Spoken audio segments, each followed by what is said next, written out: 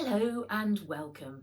I'm Suse Moore, a children's author, and today we're going to read together the story of Max Power and the Bagpipes, which is the story of Max and his sheepdog Haggis on their snowy wind farm in Scotland, and it's illustrated by the very talented Andy Elkerton. Let's begin. First we see the Power family green tartan. A Power family's adventure. And here we see one of Max's sheep. They're very tricky sheep. You'll find them throughout the story, up to some very funny things indeed. And here we have Max and Haggis on the top of the snowy mountain. First page. Outside the old windmill at the top of Power Hill, Max and Haggis were rolling snowballs. "Watch me, Haggis. I am Max the juggler," said Max, throwing two fluffy snowballs up into the air. Suddenly, he caught sight of something sparkling like a diamond on the sea below. "Yippee, the nippy knot's here," he cried, spying a tall silver sail. "Let's—" Poof, poof, both snowballs landed on his head. "Go, Haggis," he spluttered. Max and Haggis raced through the windfields on Max's snowboard. They weaved in and out of the turbines that were making electricity for Glen Boggle. Swish swoosh through the snow they swooped like a rocket. "Hang on, Haggis," shouted Max, aiming the snowboard at a hump. "We're going to catch some air." Whoosh! The snowboard took off. Thump, bump. They crashed into a pile of snow on the jetty right next to where the nippy knot had landed. "Ahoy, Max," said Grandpa from the deck. "I've crossed the seas to see your circus show. Are you sure you're up for it?" "I am," said Max, brushing off the snow. "We've been practicing for weeks at school. The Solly Circus has arrived in Glen Boggle, and they're putting up a huge stripy tent for us." Grandpa looked up at the wind turbines and raised a bushy eyebrow. "I don't like the way those blades are turning so slowly. We'll need to make the wind blow harder to make enough electricity to keep that big circus tent nice and warm." "But Solly Circus have their own power generator, so they can make their own electricity. Anyway, no one can actually make the wind blow harder," laughed Max. Grandpa's eyes twinkled. "True, the wind is its own master, but sometimes a bit of persuasion works a treat. Now let's go to the windmill. I'm a bit peckish for some Power's porridge." Here we are at the windmill. Oh, very fun.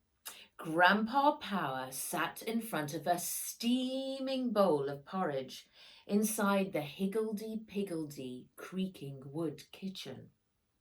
"I am Max the juggler," announced Max, throwing two of his dad's golf balls up into the air.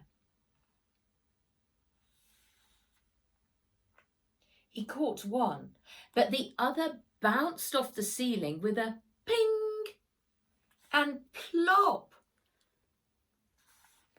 It landed in Grandpa's porridge. Max turned as red as his hair. Max, you need to practice a wee bit more, laddie," said Grandpa, just as Max's dad walked in. "There's no need," said his dad. The Solly Circus power generator has broken down, and tomorrow's circus show is cancelled. Oh dear. What do you mean the show's cancelled? Said Max. We can't plug the big top into the village's electricity supply because everyone else needs it, said his dad. Your school, your friends' homes, Scottish shop and Glam Clash weavers all need to keep warm. Max's heart sank like a stone. It's not fair, he said. Everyone in Glenboggle is coming to our show. Max, I'm sorry, said his dad, but unless the wind blows harder, we can't make more electricity. Max snatched the porridge-covered golf ball from Grandpa's bowl and ran up the stairs to his bedroom. Max sat on the bed, staring glumly at the golf ball in his hand. Max, my laddie, I've got a wee idea that might get the wind to blow, said Grandpa, popping his head around the door. Will you come down to the nippy knot with me? No one can boss the wind around, mumbled Max. True, but I've an idea that might persuade it to blow, said Grandpa with a twinkle in his eye. Will you give it a wee try? Headed down to the nippy knot. Tangled cables and humming computers sat piled up to the roof of the nippy knot's cabin. We need to find my old tin box, said Grandpa, looking around and scratching his head. Max climbed into the tangle of snaky cables and started digging around. Suddenly he felt something flat and smooth under a roll of wire. Is this it, Grandpa? He asked, pulling out a shiny metal box. Ah, you clever laddie, it is. Let's take a look inside. I wonder what they're going to find. Oh, and did you see that there? I think that could be the Loch Ness Monster. Here you are. This should get the wind to blow, said Grandpa, handing Max a crumpled piece of paper. Power's bagpipe blowing tune to be played at sunset at the top of Spike Hill, read Max. You'll need these too, said Grandpa, unhooking a dusty set of bagpipes from the wall. But mind you hurry up Spike Hill. The sun's about to set. A tune will get the wind to blow, said Max. That's why I gave you the bagpipe lessons, laddie, said his grandpa, with a chuckle.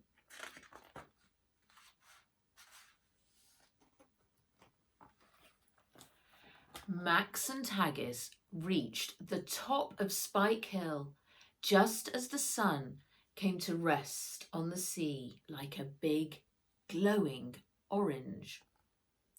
Max pulled his blowing tune out of his pocket, put the bagpipes under his arm, and blew into the blowpipe. Whoof! A cloud of dust flew off the bag. Achoo! Sneezed Haggis. Roar! Grumbled the bagpipes. Max blew up the bag again. Blow! Rattled the pipes like a rickety car horn. Haggis put her paws over her ears and Max tried again. Roar! Blur! And again, roar! Blur! Don't think the sheep are enjoying the bagpipe sound either. That's it, said Max, throwing down the bagpipes. I'll never conjure up the wind, and I will never be a juggler. Haggis sniffed the bagpipes. She wagged her tail, put the blowpipe to her mouth, and with a huff and a puff, she filled up the bag. She placed a paw over a hole on the chanter and pressed the bag down with her bottom. Do, sang the bagpipes. Max's eyes popped out on stalks. Wow, Haggis, he said, pushing the blowing tune under her nose. Can you play this? Haggis shook her head.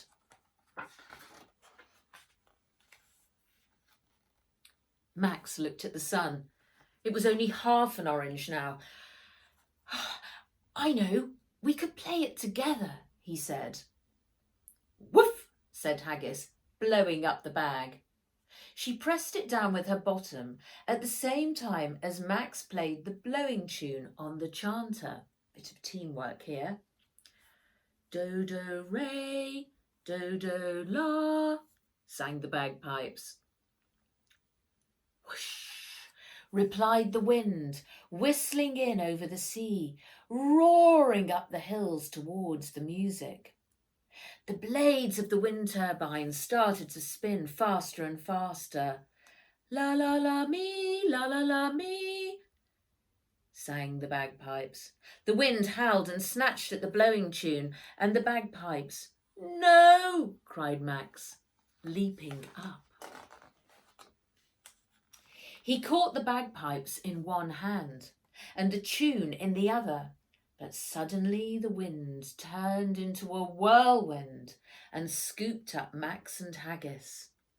The blades of the turbines accelerated, generating more and more electricity, and all of a sudden the whirlwind spun off the top of the hill.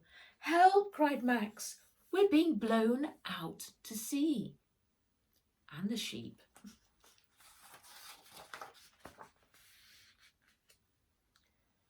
But when the whirlwind reached the nippy knot, it unfurled, landing Max and Haggis squarely on the deck of the boat.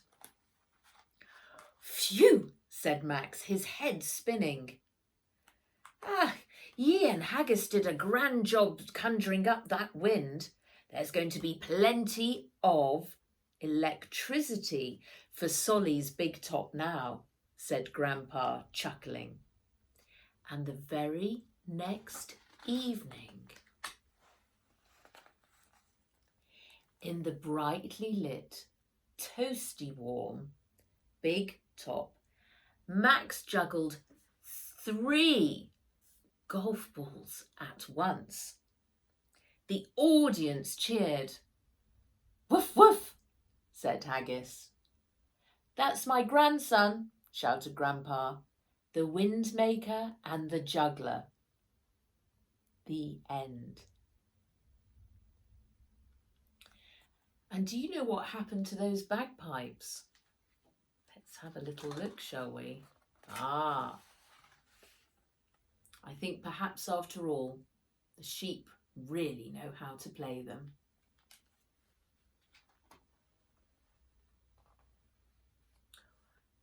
And here we have the inner workings of how a wind turbine can harvest the wind, or harvest the power of the wind, I should say, and make electricity to keep us warm and powered in our lives. Thank you very much for joining myself, Max, Haggis, and those sheep as well. And Max is part of a 3 series of stories. So coming soon, I will be reading from Ella Power and the Sun Puppies, where we see Ella and her bouncy kangaroo off on an adventure into the desert.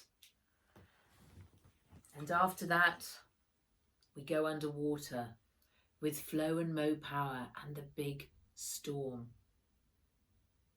all fabulous adventures powered by elemental energy. I hope you've enjoyed this today. It's been wonderful to read this to you, and hopefully I will see you again soon. Goodbye.